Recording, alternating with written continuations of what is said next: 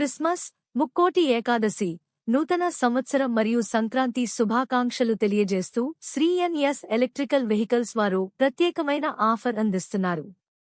ఒకసారి ఛార్జింగ్ చేసి 80 కిలోమీటర్లు నుండి 100 కిలోమీటర్లు ప్రయాణించగల ఎలక్ట్రికల్ స్కూటర్లు ఇప్పుడు మన నంద్యాల మరియు చుట్టూ ప్రక్కలగల గ్రామ ప్రజలకు అతి తక్కువ ధరలకే అందిస్తున్నారు.